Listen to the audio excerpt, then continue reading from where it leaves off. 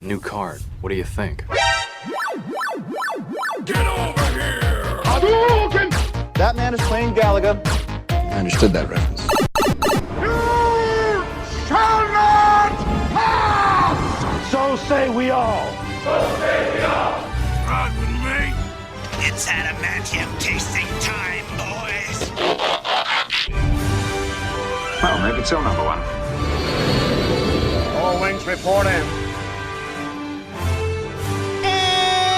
And welcome to your weekly interval. This is the Best Damn Nerd Show. I'm your host, Microphone Alchemist James Kincaid. With me tonight, Imperial Commissar Jeff Budd. Hadouken! It has begun. Street Fighter. I like it. And Professor Chris Davis. Get over here. Very nice. Solid references. I panicked. No, that's a great one. Pathetic. That was toasty. All right, welcome back to the Best Damn Nerd Show, everybody. On this episode, if you couldn't already suss it out, we're going to be talking about Mortal Kombat and Street Fighter, two classic fighting game franchises, and we're going to be breaking down our love and maybe some of our head-scratching moments from the two franchises. They both have their fair share, but I mean, to me, when I think of fighting games, when I take a look back at our bracket battle and stuff like that, and I know maybe it's not the way it breaks down on the competitive scene, but when I say fighting games, the two games I think of are Mortal Kombat and Street Fighter. And I know Smash is in there, and the Tekken players out there will cry foul and stuff like that. Look, they're professionals, they play competitively, but for me growing up, it was these two. It was Mortal Kombat and it was Street Fighter. So I'm excited to get into it with both of you.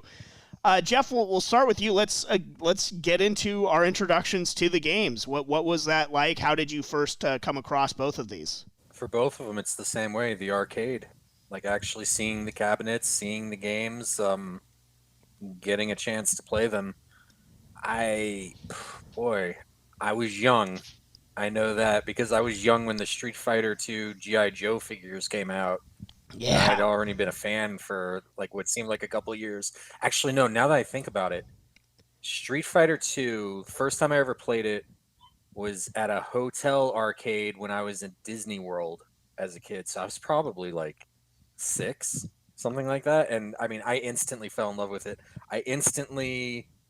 out of respect to Seglia not being here, I'm going to say Ryu. I was a huge fan of Ryu immediately. It's Ryu. He'll always be Ryu in my heart. Just like Patroke. So that was my favorite character, like, right off the bat. And then, of course, I liked blonde Ryu, Ken. and then I was a big Vega fan. Always, especially when I found out his story that he wore a mask to protect his beautiful face. I just thought that was so great. That was. So yeah, those were like my 3. Gotcha. Okay, Davis, how about you with Street Fighter? With Street Fighter, I mean, they were both pretty similar. Street Fighter was second though for me because most of my friends had Sega, and my first introduction to games were. Yeah, we were the educated folk, so I didn't really play them in the arcade. I saw them, but the problem was, they were already hot games, and there was always typically a crowd, and they were always pretty good players, and you never want to, you don't want to go there and get just dealt every time that you That's step where the up. older kids were playing. It's like you had to find the one that was left by itself, or go to the arcade when it was not as crowded. Yeah, off hours, try to practice or something, but Yeah, I don't want to be around the teenagers. yeah. So I never really had too much arcade vibes early on, so it was mostly like house play. And so since most of my friends had Sega, Mortal Kombat was definitely first, second, third, and then maybe that fourth or fifth friend had a Super Nintendo with Street Fighter. So I was never very good at Street Fighter, so that was unfortunate. Yeah, for me, I think sort of similar to Davis, although in the reverse order. I came across Street Fighter 2. It was in a lone arcade machine. This is at least my earliest memory of playing Street Fighter 2. It was a solo arcade machine. It was when I was living in Portland, Oregon. and my brother and I were waiting to get pizza from this place called Hot Lips Pizza, and in the little outer foyer that they had just one Street Fighter 2 arcade machine. And that's where I first became familiar with it. Like Jeff, immediately gravitated towards Ryu. Because my first loyalty was to Ryu, I always just looked at Ken as a knockoff, and I never liked Ken because of it. So I liked Ryu. Well, Ken is a knockoff. Yeah, so I just that's kind of he was always player 2. Yeah, exactly. And even though I was the little brother, I still had spite for Ken Masters because of that. So I always gravitated towards Ryu. I liked Guile. I liked Blanca a lot, actually. Blanca creeped me out, man. Yeah, I was pretty good with Blanca, and I enjoy. We'll get into like. What? Thank you. Yeah, well, not good enough certainly to be competitive, which we'll get into more of that later, and we'll break down more of our favorite characters and whatnot later on in the program. And John Craig will be joining soon as well. Oh, I guess, and then with Mortal Kombat. Yes, I first became familiar with it from my friends that did have a Sega. Do you guys have any sort of standout memories of playing either Mortal Kombat or Street Fighter? Yeah, for Mortal Kombat, I don't know if it was so much playing it, but just like the visual representation of first seeing it. It stood out because of the old graphics where it used to be, like the video, photo, like versions of like actual actors in costumes. And then the fatalities, which... I thought was insane. Only playing Street Fighter before that, it's like the fights were for keeps and people getting like knocked into acid and then seeing the skeleton pop out. So all of that is like what really stood out to me and was kind of like a cemented memory in Mortal Kombat. Yeah, as Mark even mentioned on our previous episode, like the blood and the gore of Mortal Kombat is always something that, was a calling card for it. It set it apart from a lot of similar games for a while, and it is still something that people think of today with the fatalities and everything. I was never great at doing fatalities, so that was definitely that was definitely something like where if you had a friend or somebody, or you were at the arcade and somebody was able to do the fatalities, it kind of became something that's like, well, let's all gather around and watch this happen kind of deal. But let's welcome John Craig, Hall of Fame cyber athlete, to the program. John, we're talking Mortal Kombat, we're talking Street Fighter. What were your early introductions to the games? Here comes a new challenger, am I right, guys? Ah, damn it, I should have thought of that. I'm fired.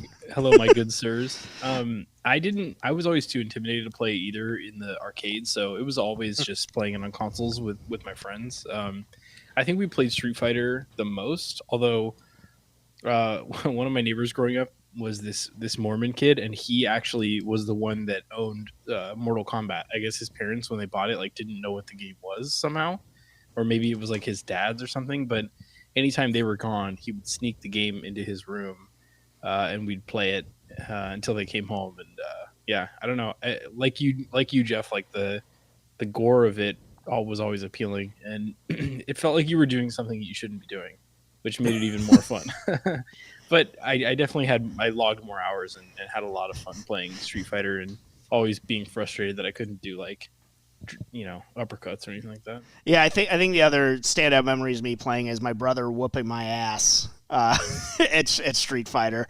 It was few and far between that I could beat him, and I would never really get to be, if he was Ryu, I was never one of those people that would do the mirror match game, so I'd always have to be a different character. Oh, the color schemes were awesome on Street Fighter. They were absolutely, but I always liked some were even better. I always liked the traditional Ryu. Ryu versus Ryu is actually like a really fun matchup in that game too. I don't know. It kind of became its own thing with like Dark Ryu and then the Psycho Ken, stuff like that. Yeah. But no real high moments of glory other than having a ton of fun playing Street Fighter. And it was always a good moment in Mortal Kombat. And Jeff, you may have mentioned it. If you're able to uppercut somebody and they go flying into the acid, that was fucking sick, dude. Yes. Up into the spikes and shit. Yeah, that's what I love too, is that there were like setting specific fatalities in certain areas. So like cool. That was awesome. Yeah, that was always Mortal Kombat always felt like the more accessible game too, because like the some of the things were easier to do, and it wasn't. I don't know. Like the inputs felt simpler, and it also felt like a game where you could like button mash, and it could be a lot more effective. I mean, I go kind of back and forth on that because I owned Street Fighter 2 for Super Nintendo, so that felt, I don't know, that felt more my like home field. Whereas I played more Mortal Kombat in the arcade or on other people's Segas. Or I was renting Mortal Kombat games later on and stuff like that. So I never felt quite as comfortable with them. I loved the setting and the lore of Mortal Kombat though more than Street Fighter, which I'm sure we'll get into more. So like in preparation for this episode, I was just sort of thinking about it. It's like, yeah, I really followed along more with Mortal Kombat more so than I did with Street Fighter. Even though in my youth, I definitely, if we were to be doing this episode when I was, much younger, I probably would have been way more in the tank for Street Fighter, even though I liked both. Absolutely, yeah. No, I was the same way. Yeah, but as I've gone on, it's just I think the movie was the turning point for me, or the movies. Yeah, that could be. Well, let's take a quick break. We'll welcome Davis back onto the program. We're having a couple of hiccups here, but we'll get Davis back on. We'll be talking more Mortal Kombat and Street Fighter on the other side in the Best Damn Nerd Show. Hey everyone, Chris Seglia here, CEO of the Tenno Media Network. I would like to say thank you for checking out one of our podcasts, but we need your help. You can support Tenno in a multitude of ways. By going to our website and checking out our latest podcasts, by buying some sweet merch, joining our Discord, or getting early and exclusive access to all content via our Patreon. Your support means the world to us, and you can find everything on our website, www.ten-o.gg. That's ten-o.gg. Thank you again, and now, back to the show. It's me, Iron Nerd Min-Maxer, Hanzo Gonzo, inviting you into the Tenno Media Arena to see whose nerdiness will reign we're gonna get sued if you will triumph a lotly. Come check out all the battles on the Tenno Media Network Patreon, or you can just skip to the parts where Steve physically breaks something for no reason. See you there. It's the microphone alchemist Bimbo Jimbo here, of course formerly the Jedi Master, and we are so happy to be back delivering to you the nerdy content that you need to make it through your Muggle work week. And we want to hear from you, Nerdosphere, so be sure to subscribe, rate, and review us on Spotify, iTunes, Apple Podcasts, YouTube, Zunes, or other non-name brand MP3 playing devices everywhere, or however you consume your weekly interval. Whether you agree with me that The Last Jedi was a crime against Star Wars, or that you think that my hosting warrants being mauled by a bear, leave us a 5-star review, make us laugh, smile, or cry in that review, and there is a good chance that you will hear it read on a future episode of the Best Damn Nerd Show. So be sure to rate and review us. It's the best way that you can help the BDNS keep saying it loud and proud for years to come. Welcome back to the Best Damn Nerd Show. James Kincaid, Jeff Budd, John Craig, and Professor Davis back here to talk about Street Fighter and Mortal Kombat. We were talking a little bit about our introduction to the game in the previous segment. Davis, you got cut off, as Jeff would say, you ran out of tokens before you got to offer any special memories or stories of playing Street Fighter or Mortal Kombat. Do you have any moments of glory or moments of anguish that you'd like to share? It's like I'm in the arcade just getting beat senseless in Street Fighter, just taken down. No, I mean, Mortal Kombat, I had, those were the moments I definitely remember the most with friends and just, trying to do the bestialities, the babalities. Excuse me? Animality. Any sort of fatality we could do. I mean, oh boy. No, the bestialities, aren't they? Animality. We should just end this. Like the That's a good one, though. We should just end the show right now. And you thought my jokes were good, James. It's not going to get any better than that. Oh my God. Casually he said it too. I stand by it. Davis, let me see your internet search history. Oh my God. just because I said bestiality, you know, we watched that on screens too, and yeah, it was animalities. All right, just get over it. So that's what we tried to do. Yeah, no, I mean the whole setup for the fight, it almost didn't even seem like we even cared about who won. It was just can we see a new fatality? Yeah, those were always the fun Absolutely. nights. It was like let's try to see every single one that we can tonight. Let's look up the codes and let's do it. Real men do brutalities.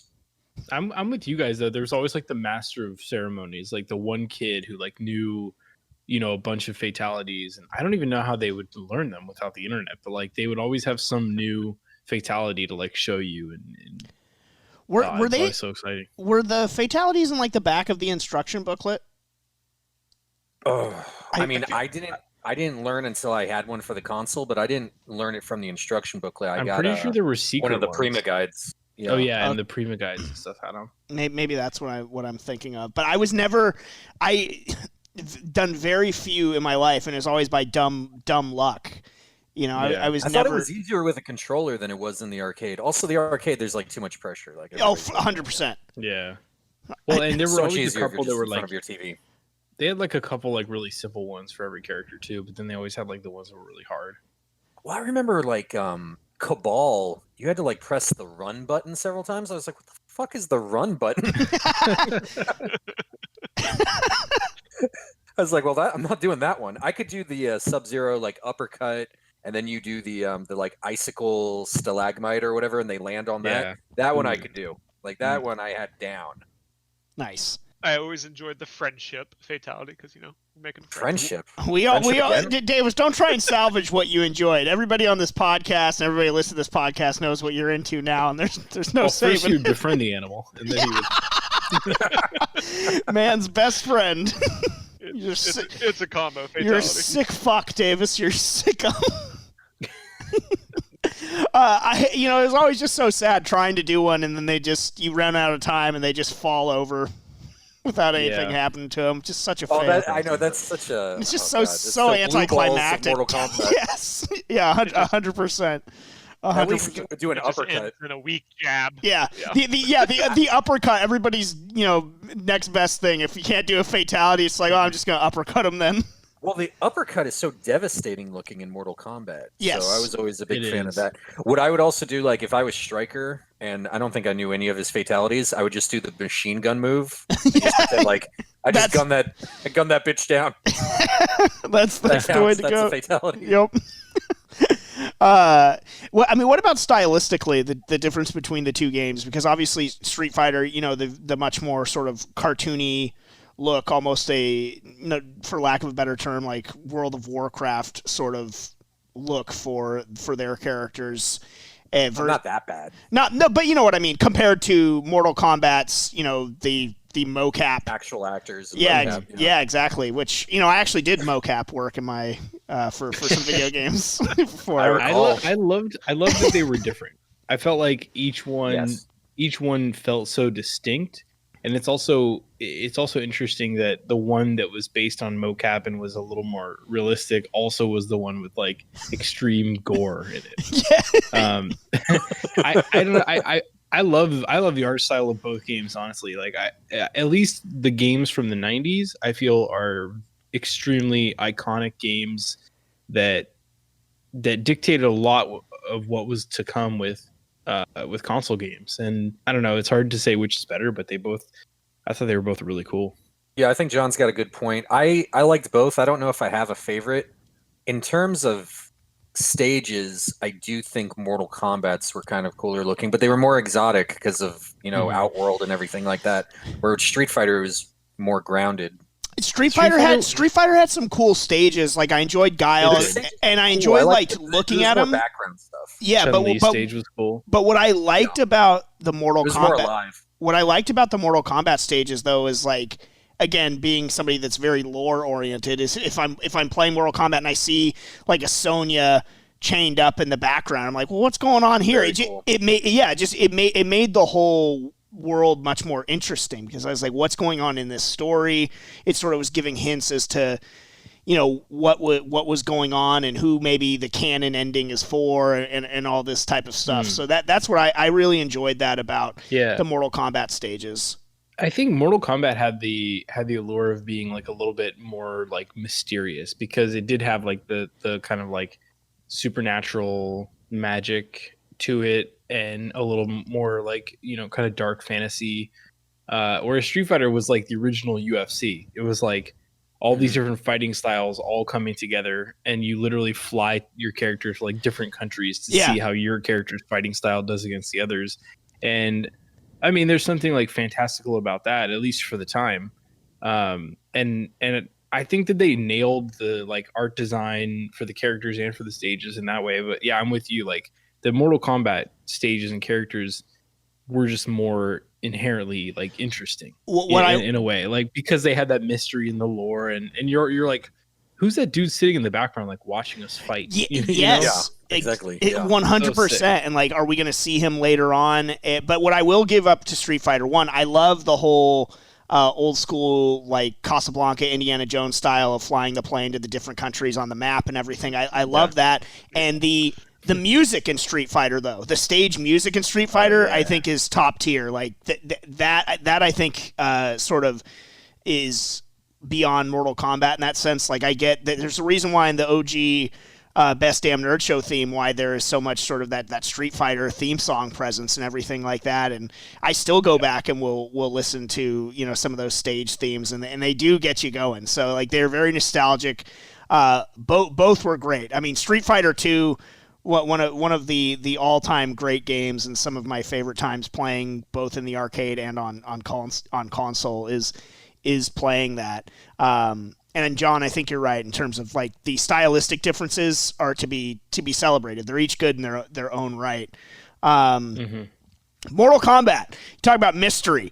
What blew my mind as a kid and learning about this again, going over to a friend's house that had a Sega Genesis playing Mortal Kombat, was like, there's a secret character in this game. Like the whole concept of Reptile and everything in Mortal Kombat 1 was just a complete, like it fascinated me. And it made me, just that much more eager to go over there and play it and actually try and figure out what the deal is with that character. What did you guys think about like just that dynamic of Mortal Kombat? Started with Reptile, and obviously, Noob and Smoke and all that stuff would come later on. Davis? It was so hard to get Reptile, if I remember right. I didn't you just have to beat the game on a certain difficulty? No, I thought you had to beat it, and like the timer had to be on a certain spot. Like I thought there was like a lot of weird things that had to happen.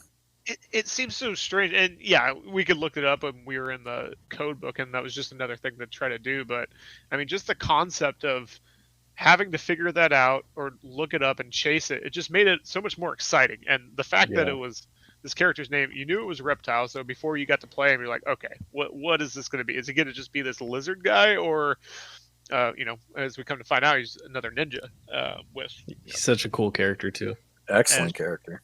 It was so much fun to when you finally did get him, because that's pretty much all you're going to play it from that point on, until you were just so tired of him. I'm looking up how to unlock Reptile. Fight Reptile. Start a one-player game at the pit. Look to the moon. There must be silhouettes gliding past. This will occur every 6th game. Win double flawless victory with fatality without blocking at all. A message will appear. After defeating Reptile, you will be rewarded with grand something points. The only problem is the game will be that much harder. That's insane. That's awesome. Dude, I didn't remember it being like that. Something to aspire to. Like, is that a joke? There has to be a silhouette over the moon? What is this? So would you guys typically play like the secret characters then, or like have you guys talked about what characters? We haven't gotten there yet. Who we really we talked a little bit about who we gravitated towards early on, but that's as good as who were our mains and who did we gravitate towards in both games. John, you can start us off since you were going on that track. I mean, I always like Guile in Street Fighter 2. And in Street Fighter 5 now, I like Nikali. He's a really cool character. He's like this like is that the tech? No, he's like this. He's like this ancient, like primeval, like. Oh, does he have the hair? He's the guy with the hair, and when you you activate his V trigger, it like glows and starts like spinning. Dude, he's so sick. Oh yeah, that guy is pretty cool. I like a lot of the classic characters too, but he's my favorite of like kind of the newer characters. And then Mortal Kombat. I mean, I'm a simp, dude. I just like Sub-Zero. Like, it is what it is, dude. That's not what I thought I was gonna. And I'm in response. Yeah. I don't think you know what that word means. I'm a simp for Sub-Zero. Oh, I thought you were Simp Zero is John's palette swap character. Simp Zero. Yeah, Sub-Zero was amazing because he's just annoying to play against, as is Guile, really, because he's a defensive character. But Sub-Zero, like, even more so because he can catch you in crazy traps, and I just thought that was always super fun. Jeff, how about you? Oh yeah, with Street Fighter 2, I already said it's really Ryu Ken, and then I also liked Vega. With Mortal Kombat, my favorite character is Johnny Cage, but I don't like to play as him. Mm-hmm. I like to play as Sub-Zero, like John. I had Mortal Kombat Trilogy for the N64, so it was like a merged Sub-Zero, so it was like both brothers. So it had all the ice attacks, whether it was Ice Shower or the direct one. So like I got used to playing that way, which was great because then he's like totally unstoppable. I also liked. I'm a huge Rain fan.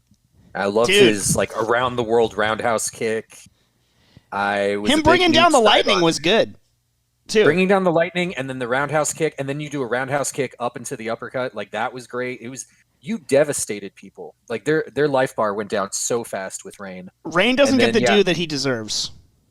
Yeah, and I mean we can get into that too because I've got a lot to say about Rain.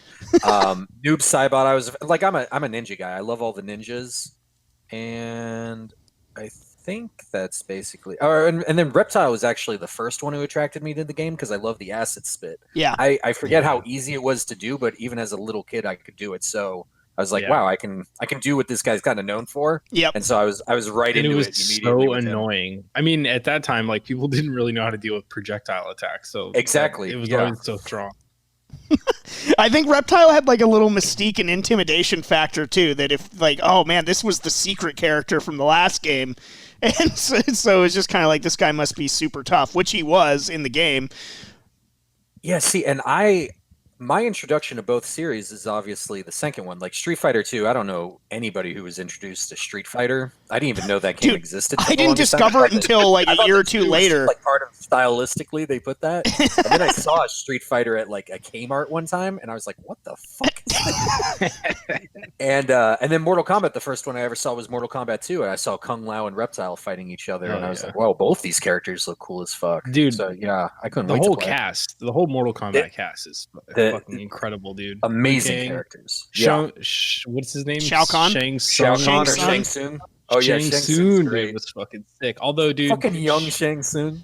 Shout out to my guy Sagat though. Like we can't leave him off the list. And yeah, and M Bison, who also was like an incredibly scary, like, you know, boss character to go up against in the game. He was the scary thing about Street Fighter 2. I mean, it was just like a nice world tournament until you get into what Shadowloo was about, and it's like, oh wait, this isn't fun anymore.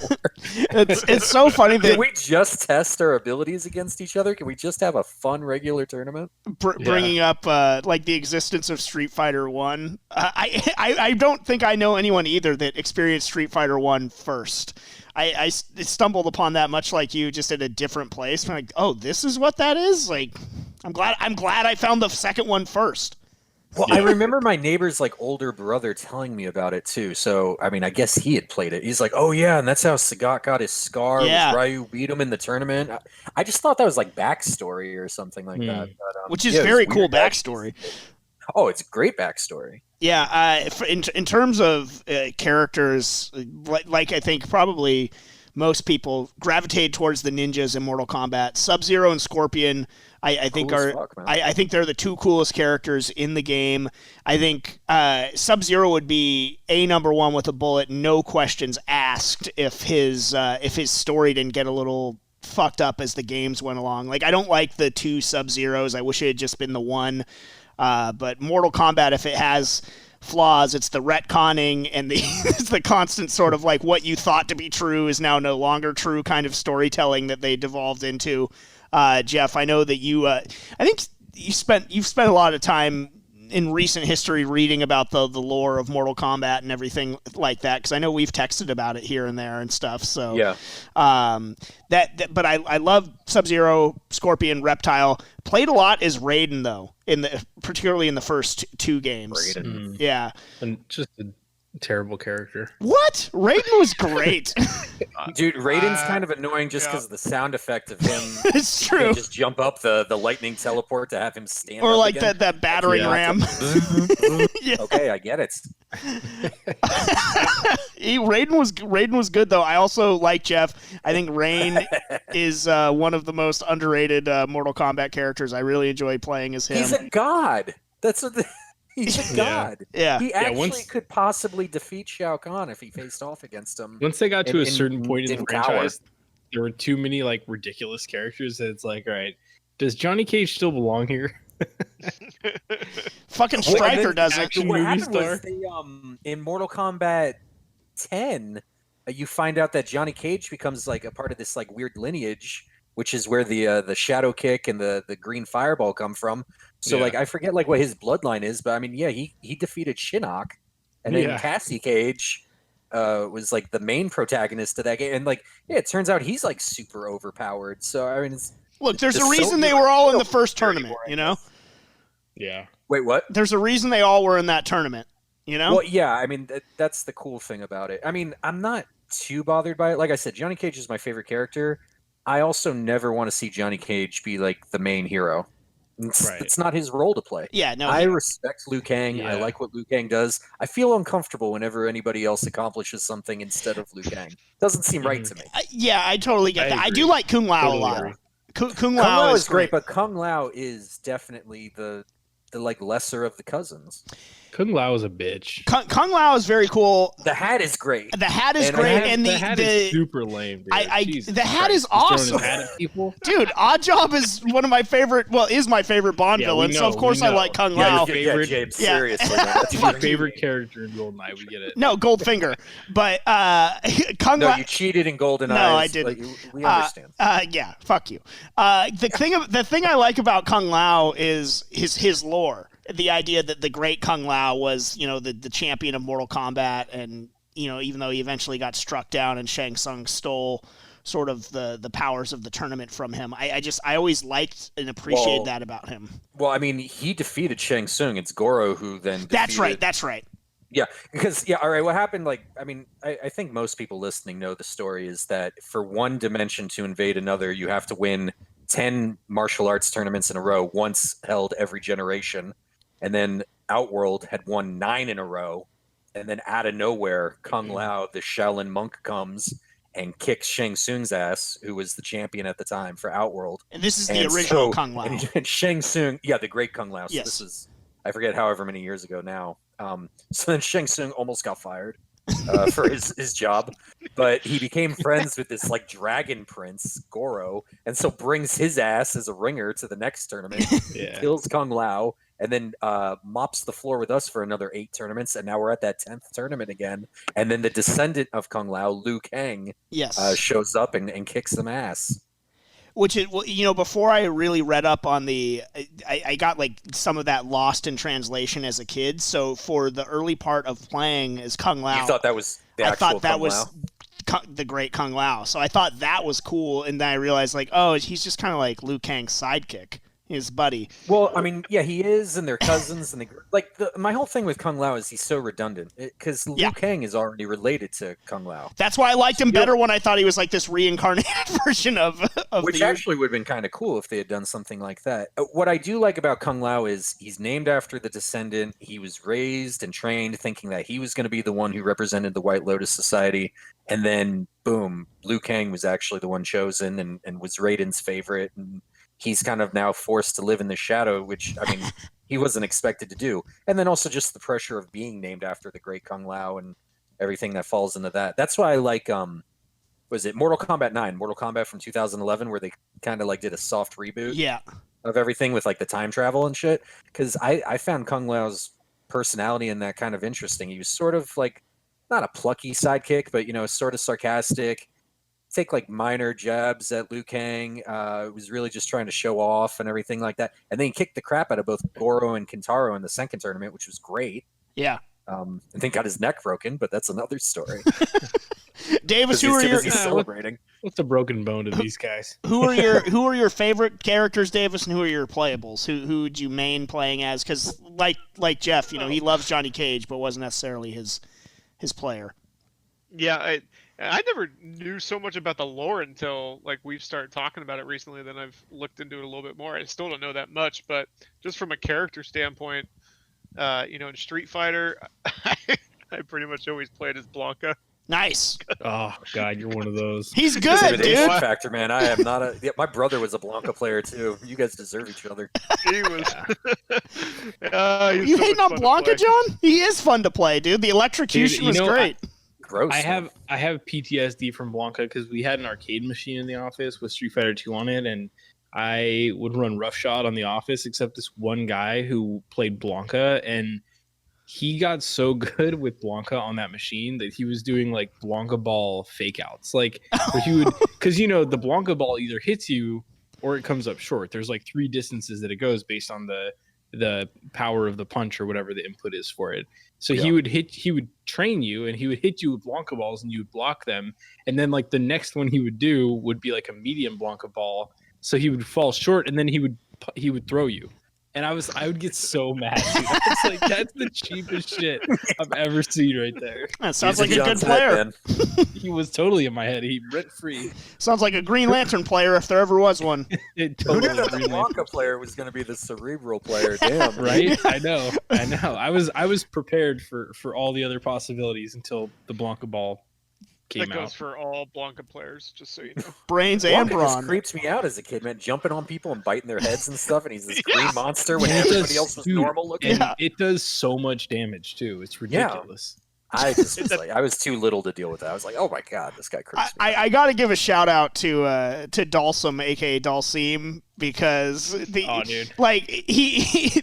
stretchy arms, the yoga flame, the yoga fire. Yoga's never been cooler until Diamond Dallas Page got a hold of it. But the celebration, the post fight celebration of Dalsum, which the clap and the the little strut that he did. I've done that many a times whilst drunk with friends. It's a great before you could get canceled for doing it. You used to yeah, exactly. But James was great at it too. When we were at Comic-Con and we went to the Konami booth for the first time, and there was some sort of like motion sensor thing. James did the Dalsim dance, and I could just see like the staff. That's when they were looking at each other, and they go, "All right, these guys are hacks. We want to get them the fuck out of here." Dude, and my Dalsim dance is on point though. Dalsim is another one of those characters in that game that can do some really, really annoying shit too, because he can do fucking stretching in the fire. The fire, the limbs, which like are extremely punishing if you like whiff an attack, and also his drill, where he like jumps up and then you press like down back. Down back and like a kick button. It's got a great slide.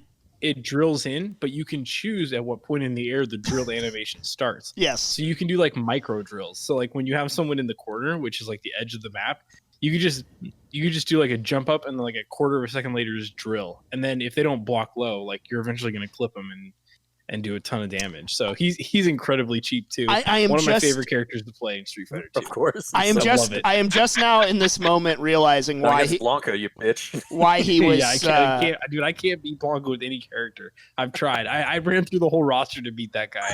I couldn't do it. I fucking walked away. Okay. I retired. I'm just now realizing why Dalsum was the stretchy character and Yoga and putting that together. I never really had thought about that before this moment, to be honest with you. Dude, James, I would have pegged you as like what is his name? Balrog. I did like Balrog. I liked Balrog's stage quite a bit, especially as as a growing young boy and the ring girls in the background. You know, I was like, hey, yeah, I can get behind this. I don't know exactly what's going on, but I know I like it. So I liked Balrog. I liked Guile a lot, and I liked Guile's stage was sick too. I loved the Air Force stage. Air Force guys hanging out. Yeah. I hated, have a much growing respect now for sumo and what it means now, but I hated losing to E Honda back in the day. I was like, just this fat shit just beat the crap out of me with his thousand hand slap, dude. The hands are so fucking annoying. Yeah, get these hands. And shout out Chun-Li, one of the most iconic fighting game characters ever. Just not a Mortal Kombat character, so. Do your research next time. Still should be in the movie. I just found that out recently. Yeah. Wow. Davis, we cut you off. Other than Blanca, who'd you like to play? Street Fighter, Vega. I always liked his story with his face. So you're a cheap bitch, dude. Yeah, I like quick guy. Vega's awesome, and man. of course, and you probably showed Vega stage all the time too. And I never played as her, but you got to shout out Cammy too. There's some great cosplay out there for that character. Yeah, my appreciation for Cammy has only increased over time. Yeah. Yes, it definitely does. Zangief. I mean, how can I not like the pro wrestler too? Yeah, well, he's Russian, so it kind of hits you both ways. Yeah, I did. You're so true. I did not like that he was a Soviet piece of shit, so that definitely was a deterrent. Davis, were you like a base Street Fighter 2 Champion Edition guy, or a Street Fighter 2 Turbo with like Fei Long and like all the kind of extended T-Hawk? I don't think Well, Cammy was one of them, so yeah, Cammy. I believe Cammy was Turbo. T-Hawk, right? Fei Long, Cammy, and DJ. Fei Long was sick. Fei Long was on because it's just Bruce Lee. Yeah, so I was a big fan. That was the thing that threw me off. Which is honestly why I like Liu Kang. Yeah, exactly. But I remember, they always have those disclaimers that's like not any similarities to like purely coincidental, like a real person. And I was like, what are you talking about? This is clearly supposed to be Bruce Lee. And even Mike Tyson movies for Balrog. Yeah, hell, his name was M. Bison originally. Yeah, it rhymes with Tyson. Mortal Kombat, Davis. When it came to Mortal Kombat, I mean, I was Sub-Zero first and foremost. Usually played as Scorpion next if I needed to, but I did always love playing as Raiden too. So I was with you, James, on that one. And then as the series moved on, just another addition. Baraka became my guy. Dude, yes. You seem like a Baraka guy. I just love the beast. On that. I love the beast. And also like a very intimidating character. Yeah, Davis and my brother played all the same characters. That swipe though, that forward swipe was ridiculous. Yeah. He was fun. Good reach. I feel like he had a big debut, and then I feel like he kind of faded over time. I think because it turned out that he was just like one of many Tarkatan soldiers. Correct, and they're all basically the same. And I'm out after that. Like if he's not special, it's like I don't want. He's the best one. Wasn't he like the mad scientist one? Didn't he work on Melina? I think like originally, yeah, he had something to do with it since she's half Katana, like half Tarkatan. But then in the reboot, it's Shang Tsung's laboratory. Oh, okay. Magic and science. Mark shit on it in the last episode, but Mortal Kombat Mythologies, I liked it for the lore. I got mad when I heard Mark say that.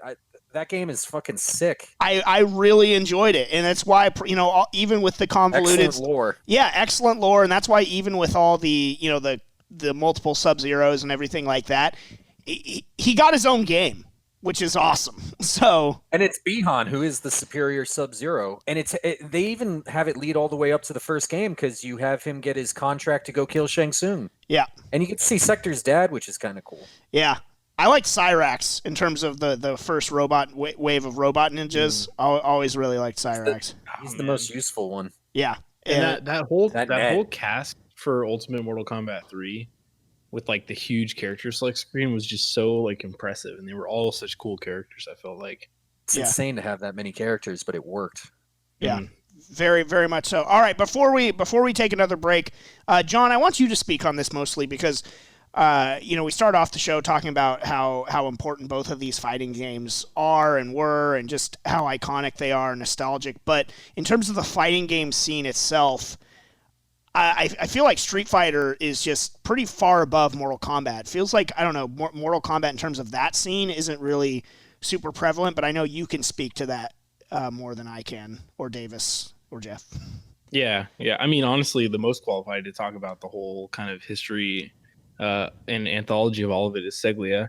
But I will say, like, in terms of competitive scenes, Mortal Kombat, the competitive scene is definitely a lot smaller and is mostly focused in North America, whereas the Street Fighter esports, like, competitive scene is definitely like a global game and a global community.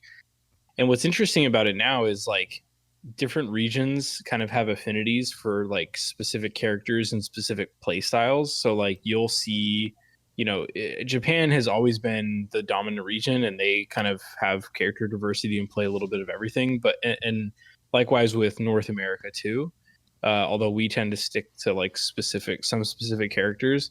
But there are some regions where it's a lot more tightly knit in terms of what characters that they play, and, like, their play styles are all very similar, whether it's, like, more calculated and slow, or, like, aggressive and crazy. But yeah, I mean, the Street Fighter competitive scene is definitely healthy and robust. I mean, you're 5 years into Street Fighter 5 at this point, so the big boom that happened in, like, 2016 and 17 when the game first came out has, like, slowed a little bit, but at some point another game is going to come out, I'm sure, and it's going to boom again. And I don't know, like, to me, looking at these games, I always felt like if any games were going to pop off and, like, be mainstream in terms of the competitiveness, like, Street Fighter is probably the easiest competitive game to watch. Yeah, because it's incredibly simple. It's just two characters with health bars, and when a health bar goes to 0, the other guy wins. It's very easy to follow. It's super easy to follow, and all the stuff that happens in between is really, like, fun and exciting. And Street Fighter 5 has V Trigger, which is, like, a huge, like, comeback mechanic for characters, which creates these kind of exciting, like, swings of momentum during gameplay. Yeah, I mean, it's very much alive and well. I personally love watching competitive Street Fighter. It's super, super fun. Yeah, when you see somebody rally back from having, like, almost no bar is insane. Yeah, I wish Mortal Kombat was there too competitively, although I think, that game is incredibly popular. I think it just comes down to a different, like, a different kind of player plays that one, more consistently. And I think a lot of that, honestly, is, like, all the cosmetic unlocks and stuff that they have in those games now, which is, like, really cool and satisfying. And you can, like, customize how your character looks and do some different, like, builds with your characters. So yeah. I mean, the greatest competitive fighting game. The games have definitely just diversified a little bit. The greatest competitive fighting game of all time had to be Mortal Kombat versus DC, though. But I digress. Well, you know what? Actually, that's not true, because it wasn't very competitive at all. We're going to take one more break. On the other side, we'll be getting into the Mortal Kombat movies, the upcoming new one that's coming out this year, Street Fighter's movie, and more on the other side in the Best Damn Nerd Show. Hey nerd, Lore Master Tim here, and I've come with a rather indecent proposal. We want you to join in the conversation. If you aren't already a member of our Discord, what are you even doing? You can also find us on Facebook, Twitter, and Instagram at TheBDNS. And if you're crazy, odds are we'll talk about it on the show, so get kooky, and above all, let's get nerdy. Hey guys, it's the loquacious anime and manga lover Jahns here. Now I have watched a lot of anime, and I've read an abundance of manga. So you would think that I have a pretty interesting opinion on the culture. From classics like Golden Boy and Ghost in the Shell, to masterpieces such as Psycho Pass and Gantz. Come and join me as I talk about the world of anime and manga, which has had a huge impact on my life. And who knows, whatever I talk about and recommend to you guys could become one of your favorite series. Ammo with Jammers. It's the microphone alchemist Bimbo Jimbo here, and when I'm not verbally super kicking Last Jedi fans on the Best Damn Nerd Show, or fantasy casting The Rock in another movie on the DLC, well, that's when I actually get to talk about wrestling. That's right, Come join me in the Wrestling War Room, where I take my mic to the mat and launch my hot takes about the Wednesday night war between AEW and NXT. The Wrestling War Room. Which side are you on? Welcome back to the Best Damn Nerd Show. James Kincaid alongside Jeff Budd, John Craig, and Chris Davis as we are talking about Mortal Kombat and Street Fighter. And I know this is a topic we'll probably have to revisit and do another deep dive. I almost called an audible and just said, hey, well, maybe with the movie coming out, we should just talk Mortal Kombat tonight. But I'm glad we're mixing in some Street Fighter as well. But let's talk about the movies, and we will lead off with the original Mortal Kombat film. Christopher Lambert is Raiden. Other people in the movie, Jeff can fill in that knows their names. To me, everybody in that movie is just their Mortal Kombat character, with the exception of Liu Kang, who is Liu Kang and Gobei, and I believe Pete Sampras' wife is Sonya Blade. So good for her. Yeah, she is. So she was also in Billy Madison. Yes. Veronica Vaughn. Come on. But she's always Sonya Blade to me. But the Mortal Kombat movie, the original. Is this the greatest video game movie of all time, Jeff? I mean, are we counting Prince of Persia: Sands of Time? Oh, is that a video game? Is that a video game movie? Yeah. Yeah. Well, but no, I think Mortal Kombat 1995 is the best video game movie of all time. Although I do love Prince of Persia and I do love Warcraft. But damn, dude, the Mortal Kombat movie, they were like, can we do all the badass references to Mortal Kombat we can and squeeze it in? They do the autograph friendship with Johnny Cage. Yeah. They do Reptile as a secret character, even though it's supposed to be like the first tournament. They do all the great lines of flawless victory. It has begun. Get over here. Come here. Johnny Cage does a shadow punch. kick. Yeah, they do the nut. Yeah, they do the fucking nut punch. The bicycle kick. Yeah, the bicycle kick. Also, just first off, props to Lyndon Ashby, who played Johnny Cage, because as much as I love Christopher Lambert, it's Johnny Cage that stole this movie for me. I thought he was phenomenal. The relationship between him and Liu Kang is so good. Like, their dynamic is very Sam and Dean Winchester-y in that movie. Their chemistry is terrific. And, we were talking in the last segment, about Johnny Cage not being the main protagonist. This movie is a perfect example of the type of role that Johnny Cage should be, both in the games and any future Mortal Kombat movie. It's just the right amount.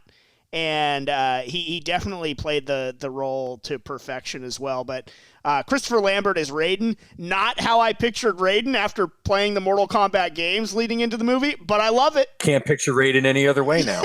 Right. Finally, one of them starting to understand. And then honorable mention to James Remar, who played Raiden, friend of the BDNS. That's right. Get up! But Davis, to you, is Mortal Kombat the greatest video game movie of all time? Well, I can definitely say it's not Prince of Persia.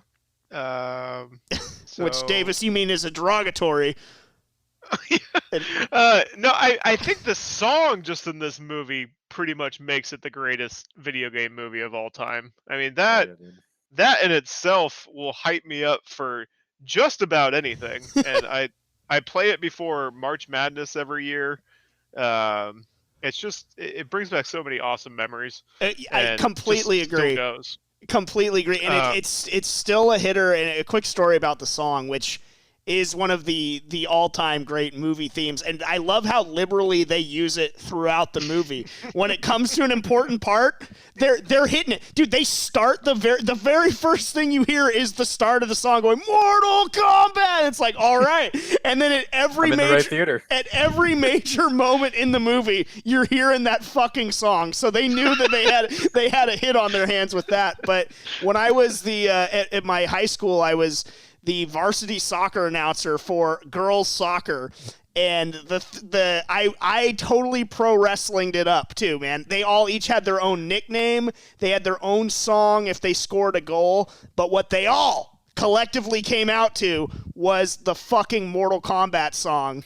And I remember my friends, the Cools, they would tell me, it's like, yeah, we can hear you every time you're doing a game. We hear the song in our living room while you're blasting it from the PA. So that's... Lucky them. And the girls loved it. It got them hyped, man. It was the Mortal Kombat, dude. We shocked the league. It was great. Anyway, that's my Mortal Kombat song story. That was our motto. It was, oh God, if PG varsity girls are playing, you're gonna hear the Mortal Kombat theme. Be ready for battle. Anyway, continue, Davis. Oh, and just, you know, like you guys said, it had all the great so many of the great moves and sayings from the game, but it was just wild to think that they could make just a fighting game into a movie. I mean, we'll talk about Street Fighter and how that one didn't fare so well, but it blew my mind, and still does, even more so now as I'm older, thinking that they could make a movie out of that. It's like making a movie out of, you know, something like a Battleship board game. Like, they can't do that, right? No, they can't. It's terrible. Poor Mark's not here to defend himself or that movie. It was great. Mortal Kombat hit on all levels, and God bless Christopher Lambert. He's such a good Raiden. He is. Yeah. I really enjoyed it, and Goro was great, and the actor who played Kano was so good that they changed Kano in the video game after that to be more like the character from the movie. Yeah, because he was so good. Yeah, I love that. Yeah, I loved Kano. Loved Shang Tsung in that movie too. Even when he appears in Johnny Tsunami, I still like, you're an evil sorcerer, dude. Like, I can't trust you. Yeah. That's who you are now. John, what did you think of the Mortal Kombat movie? I mean, I loved it. I feel like it completely captured the spirit of the game and the feeling that you get playing the game for the first time as a kid. Probably far younger than you should be playing a game like that. Is the same feeling you get watching the movie at an age probably far younger than you should be watching that movie. And I would say, is it the best video game movie ever?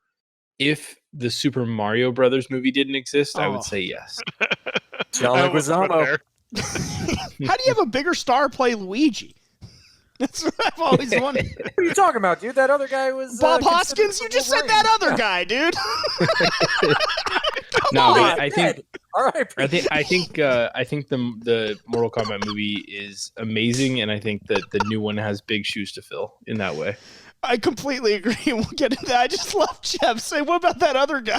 I'm trying to say he's a bigger star. But at the time though, Leguizamo wasn't a big star yet. Oh, but yeah, I guess the past hadn't come out yet. Buggin'. Anybody else even know what that show is besides me? Nope. Oh my God. It was Latino Saturday Night Live. Well, that sounds good. It was very good. As good as Mortal Kombat was in 1995. I mean, it wasn't perfect, but I do love how much they embraced so much of the game. Jeff, in your outline, you referenced, though, that Sub-Zero and Scorpion, maybe not the best that they could have been, but I do think that they were portrayed as formidable, although mindless, sort of slaves. Yeah, but I do like that they referenced that they were at least enemies before that they were enslaved by Shang Tsung.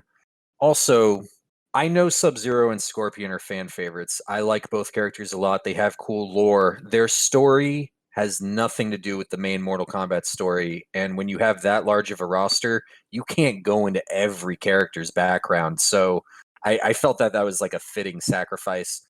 And like looking back, maybe the costumes were kind of corny. In 1995, they looked fucking awesome. I think they looked like the game. Were amazing. They look like the game. I mean, who were they defeated by? They were defeated by Johnny Cage and Liu Kang. So, I mean, if you're going to get beaten by people, there you go. I completely agree. And again, leaning into just what Mortal Kombat is and that we're doing a tournament, I actually think in terms of video games to adapt, Mortal Kombat's a pretty good one to choose because it has sort of a built-in story that's easy to follow and the stakes are pretty clearly defined, especially early on, if you're just taking Mortal Kombat 1 into account. But Mortal Kombat Annihilation, not a worthy follow-up to Mortal Kombat. I do think that the original Mortal Kombat movie is the best video game to movie adaptation of all time. Mortal Kombat Annihilation might be the worst. And there's just so much wrong with that movie, but the one thing I want to point out is that they reuse a death scene in the movie when I believe it's Shao Kahn backhands Rain into this fiery pit and kills Rain. Like total misportrayal of Rain, by the way, in Annihilation. Complete BS. When Liu Kang is fighting a Baraka, he kicks him off of this whatever like cage that they're hanging on, and they use the same frames as Rain's death. They just speed it up a little bit more and think that we wouldn't notice. Well, we did. That movie stinks so bad. Ugh, what a just trash fault. And they kill Johnny Cage in the opening moments. They also had a different actor for him too. Ugh, just bad. Just so awful. It's so surprising how many different actors they had to get for that movie, and it's not like the first one was acclaimed or anything, but acclaimed did make Mortal Kombat still. I think some of those actors that just kind of moved on. I think the guy who played Johnny Cage in the original is more of like a soap star, and so he's just doing soap opera stuff. And then Let's Dance. Veronica Vaughn, I think at that point was like, well, I'm married to a tennis player, and I don't have the best one. I don't have to act anymore. I don't have to do work anymore. So good for her. Yeah. Also, the girl who played Sonya Blade in Annihilation is married to Anders from Battlestar Galactica. Huh. No kidding. Oh, shit. Yeah, it was an adorable story of how I found out about that. I was watching Mortal Kombat Annihilation a few years back in the middle of the night. I wanted to masturbate to that actress, so I looked her up to see what else she had been in case there was any nudity. And that's where I saw that she had been married to Anders from Battlestar. That is what a heartwarming story that is. Well, on tonight's program, we've had bestiality and masturbation both mentioned, not at the same time, but still same episode. Separate segments, yeah. Thank you for sharing. Annihilation was so boring that you're like. So it was a disappointing night on many levels. Go to bed. You were watching Annihilation and you found nothing to masturbate to. And no bicycle. All right, let's talk about the Street Fighter movie. Jeff, you said there's a certain charm with the Street Fighter movie. Go into that. What'd you like? What didn't you like? Well, I think the best thing in its favor is that it came out before the Mortal Kombat movie, so we didn't have to compare the two yet. I also... when I said the charm, I think it's because they did try to represent all of the characters who were in the Street Fighter games at the time. It's just not all of it was one-to-one correspondence. Like, Ryu and Ken, they didn't look like their characters really, and they weren't the main characters in the movie, but I thought they were both still pretty cool. They were my favorite part of the movie by far. And there's and Jean-Claude Van Damme, dude, like, God help me, dude. I just like Jean-Claude Van Damme. Was he appropriate for Guile? God, no. But they got of the two movies, he's the biggest star in both of them. I thought he wasn't bad as the casting for Guile, though, honestly.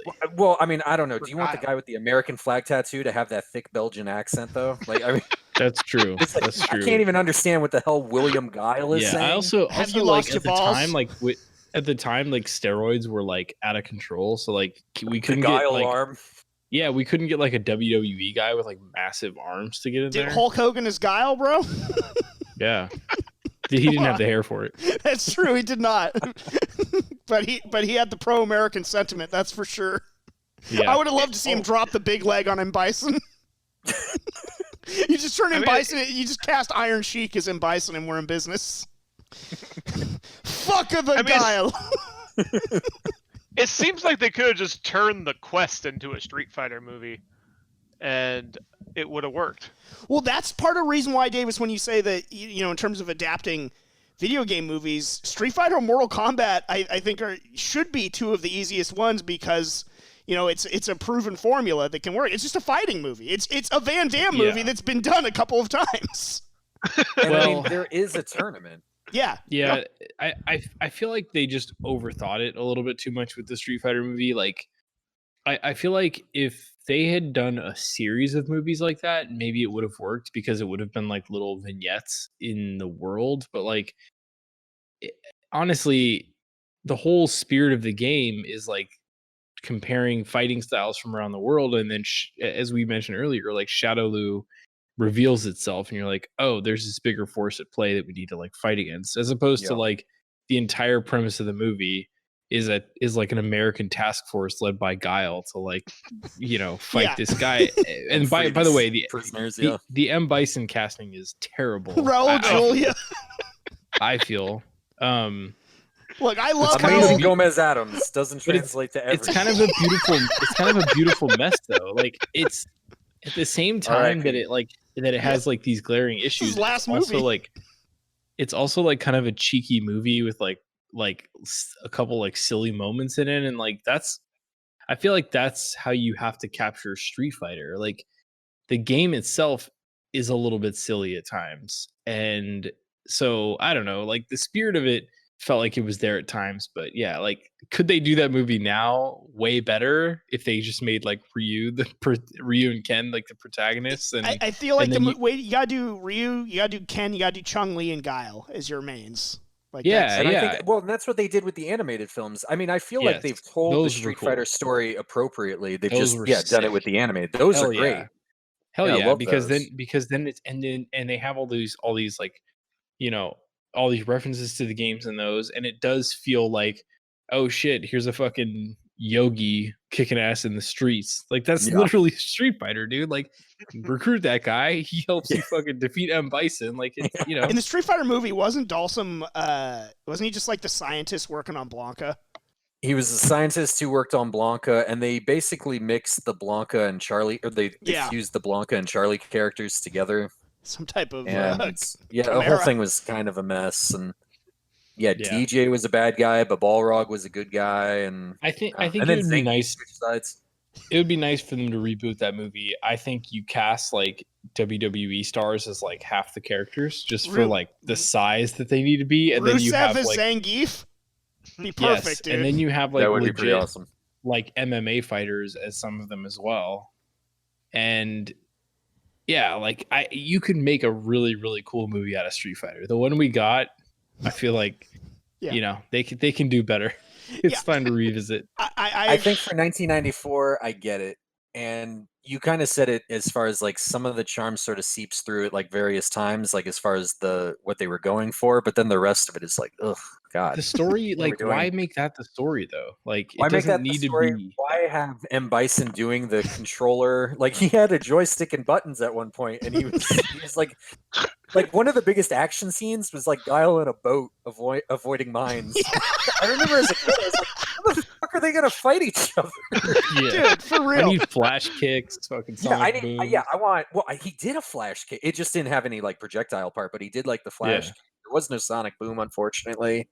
They did like a couple of the moves. Mortal Kombat was so superior in every way, man. It really was. And it's dumb thinking about it. The best thing about Street Fighter was that they all did their victory pose at the end, like the final shot. That was cool. Yeah. Dhalsim didn't do his. The whole movie.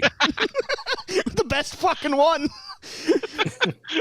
I think you're right though, Jeff, is that the demarcation point sort of is the movies, is that Mortal Kombat got that awesome movie and Street Fighter got what it got, and it was like, okay, well. I feel like that's because like Street Fighter came out at like the end of 94 and Mortal Kombat came out the summer of 95. I feel within that year, that's when I switched sides. I was like a bigger Street Fighter fan before that, and I think the movies really soured me or turned me on to the series, and I went the other way. And as bad as Annihilation was, it didn't turn you back.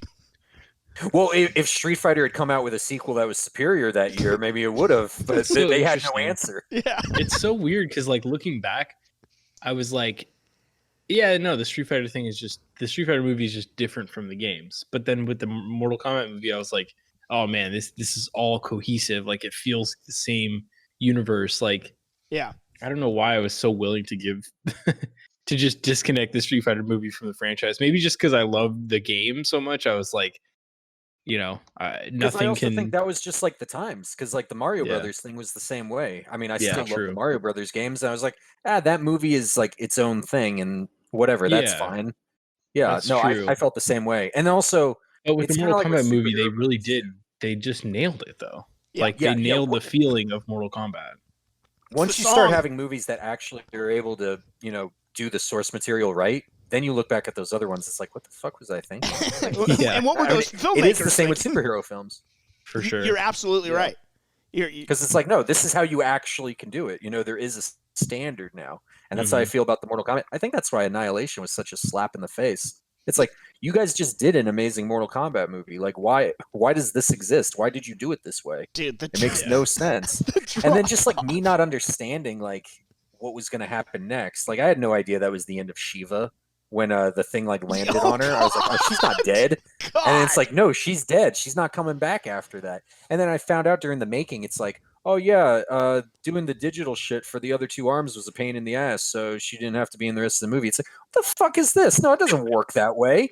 Like, you put her in the movie, she's got to do something. She's got to fight somebody. She's got to lose. Dude. That Mortal Kombat Annihilation movie should have been on Fox Kids. If it like in a bad episode of whatever would be playing on Fox Kids. It was atrocious. But yeah, bummer, man. Yeah, it was. And the Street Fighter movie, it certainly was better than Annihilation, but whenever I think of it, I always just sort of go to what John's like, what were they thinking? Like, why are we doing this? And like, Jeff, what you said, one of the biggest action scenes is Van Damme's Guile avoiding mines. It's like, why aren't there's no tournament in it? It just, it is not good. No tournament, barely any fighting. Multiple people approved this script. How did this happen? Yeah. Like, because they didn't play the games. I remember because that's really what it was. They had no relationship to the games. You can see parts where it's like studio involvement. It's like, we'll make the American character the main character because it's an American movie. And it's like, but people who are fans of Street Fighter, they just want to see the characters do what the characters do. Like Ken is American. Yeah, Ken's an American. Yeah, there's like a few Americans. So I mean, yeah, why can't you just make it more from Ken's perspective then? That would have been fine. Yep. But oh well, I don't know. And then the cartoon kind of sucked because the cartoon was based on the movie, and then it took them a couple seasons to kind of get away from that and try to make it more like the game, and then it got better. Yeah. I just remember my buddy's dad. I believe had rented the movie, in Street Fighter, and he told us that Raul Julia had passed away. And I even remember thinking as a kid, I was like, wow, that's his last movie? That sucks. Like, even as a kid, just thinking, like, dude, that sucks for him. And then it's always stuck with me whenever, that's one of the things I think of with Street Fighter. One of the things I think of with Raul Julia is like, oh, man, that really sucks for you, dude. Like, I'm sorry. I wish we could Game over. Yeah, I wish we could change that for you, but we can't. And we got to move on, just like we got to move on in the show. All right, as we're winding down here, I want to talk about just in terms of overall, Mortal Kombat versus Street Fighter. Which side are you on ultimately? Which do you think is the better franchise? John, we'll start with you. I'm a Street Fighter guy through and through. Like I feel like I'm a rocker. While I truly love the Mortal Kombat franchise, and I think that it adds a lot to the fighting game genre, and is just it's just a cool series. Like everything about it, the gore, the craziness, the like, all the drama that surrounded it in the 90s with like, people trying to censor it and like kids not being allowed to play it, probably rightfully so. I don't think I should have been playing it at the age that I was playing it. Incredible franchise. But that being said, like I just enjoy Street Fighter more. I enjoy playing it. I enjoy watching it. And I think that like the characters that they come out with like continue to add to that feeling of like, all these different world warriors that are like comparing their fighting notes, but also like fighting for greater causes. And yeah, like I guess ultimately, like I just have more fun playing Street Fighter games. Yeah. Is kind of what it comes down to for me. Jeff, how about you? I'm kind of the reverse of John. I think Street Fighter is the standard. There's no two ways about it. If I think fighting game, I think Street Fighter 2 or one of its variations. But Mortal Kombat, I think because of the story, because of my relationship with some of the characters, I gravitate towards it more. And I think I've been a fan of Mortal Kombat longer now than I've been like a real big fan of Street Fighter. I feel like with Street Fighter, I forget about it. And then like when a new one comes out or something like big happens in the news, it like draws me back to it.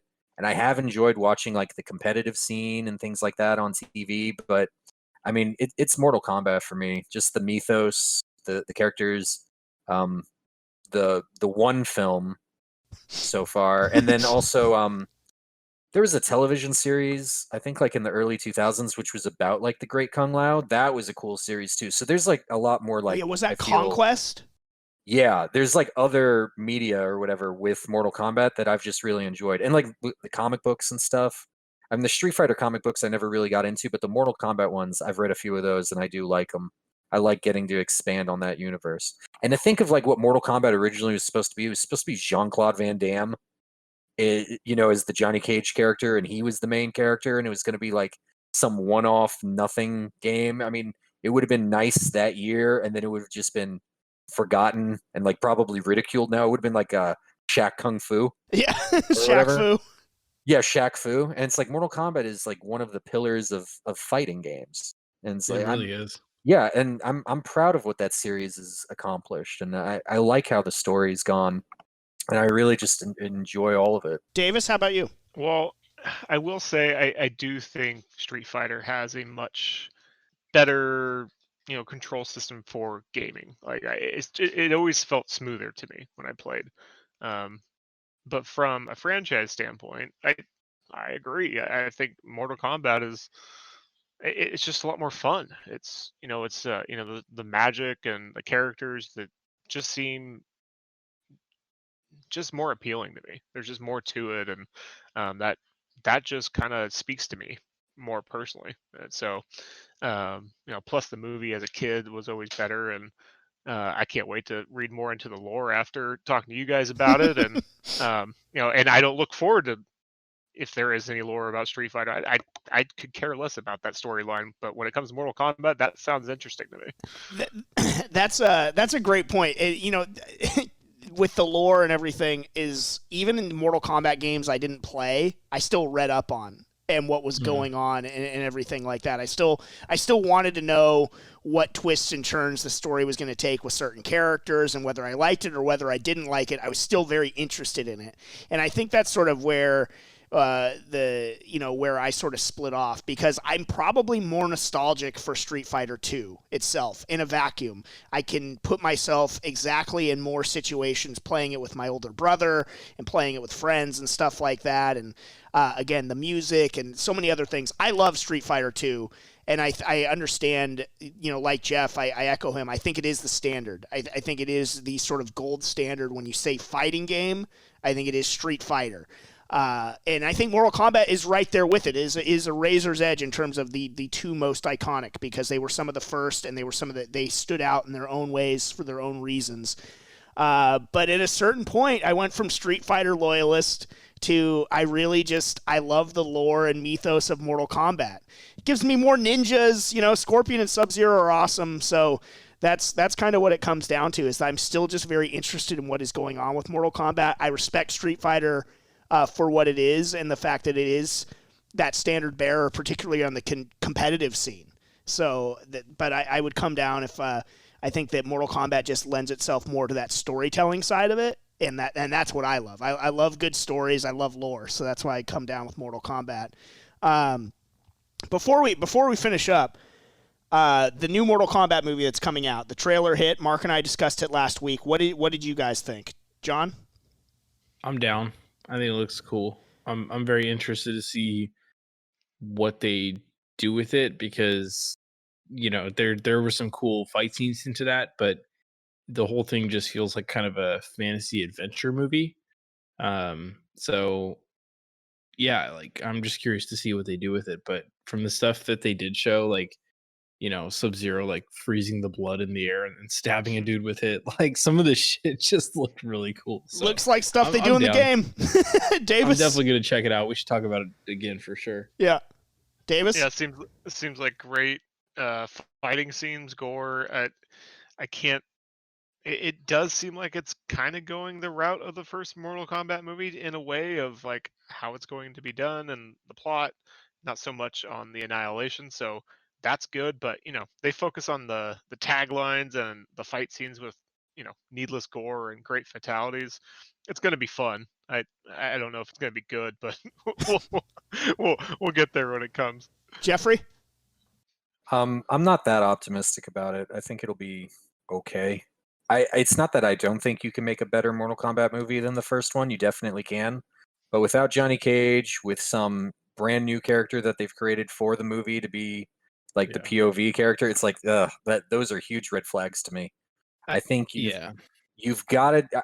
I would do a trilogy, and I would make each movie like the first 3 video games. That's how you do it. So you do the first tournament, and you end on a good note that Liu Kang won, but then you find out that Shao Kahn isn't going to let that slide, so he lures them into the tournament in Outworld for the second one, and then there's just the invasion angle on the third one, and you have like that final confrontation. I think that would be badass. Because also, I feel like the Mortal Kombat story started to meander and kind of go off the rails a little bit after the third one. They kind of didn't know where they wanted to go after that, and it took them a while to sort of get their footing. And I still think like the best stories are from those games or games that are based on those games. So yeah, that's the Mortal Kombat story, and you can introduce new characters every time and keep building on it. Also, Melina, like, I don't know, man, she doesn't even have like full Tarkatan mouth in this. Like, she's got like lips. She's got human lips. Fuck that. That's what they did in Mortal Kombat 10, so that they could do like one kiss scene. It's like, that's stupid. Okay, one more thing I want to add on the movie. And I'm a Melina simp. I love Melina, but you gotta have that ugly half face. Well, I'm a Sub-Zero simp. And dude, Melina would be killing it. Melina would be killing it in the pandemic, dude. Wear your mask, you wouldn't even know. She looks great. Yeah, true. Fuck. One thing I'll say about the movie, and kind of the tough task that like Mortal Kombat has had in general since the early mid 90s, is like when it came out, when those first games were really hitting and clicking, and like the movie was clicking, it was at the center of like this censorship in video games argument. Like there was something very like punk rock about Mortal Kombat that you can't say about the Street Fighter franchise.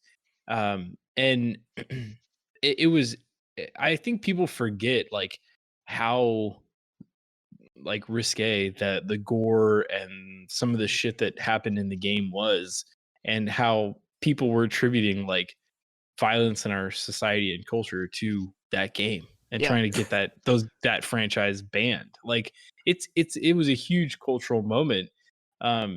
Since then, obviously we've had like Grand Theft Auto and Duke Nukem and like a lot of other bigger franchises that have progressed that even further and made Mortal Kombat a little less relevant and shocking in that way. I think, when you see fatalities now, like it's just not shocking. Like you just come to expect it. And it would be hard for them to do something that like truly shocked the audience. For that reason, I feel like it's going to be hard for Mortal Kombat to ever reclaim that cultural relevance unless they went to a really crazy place with it. But what Davis was talking about earlier. Yeah, exactly. There's shock value. Exactly. And I just don't think like under the Warner Brothers umbrella they're gonna go there. Like it's just all the stuff coming out of Warner Brothers, although it has a dark tone, like it still feels very like corporate and sanitized. And so I would say like the movie is probably going to be decent, but like there's going to be an element of it where you're like, I don't know, at least for me, having grown up and been old enough to experience Mortal Kombat when it first hit, I'm hoping that they can capture that feeling that we were all talking about with the original movie. I agree. Will there be a crossover with the DCEU since it's all under Warner Brothers umbrella? Hey, Mortal Kombat versus DC movie? I'm in. I'm first, both in the game and in line. I wanted to... Not later that night. Or that morning. I did want to do a little bit more of a deeper dive onto maybe the YouTube series and some stuff like that, and also talk about potential bracket battle of doing Mortal Kombat versus Street Fighter, because I think that would be fun. Oh man, I'm going to table that for another episode. We still have a lot of ground to cover here, but a little inside podcast baseball. We've been wrought with technical issues, which has set us back. So while this recording is still working, I'm going to say let's get while the getting's good, and hopefully everything's recorded, and you will be hearing this, Nerdosphere. So have a great week, everyone. Remember, if you're a nerd, always say it loud and say it proud.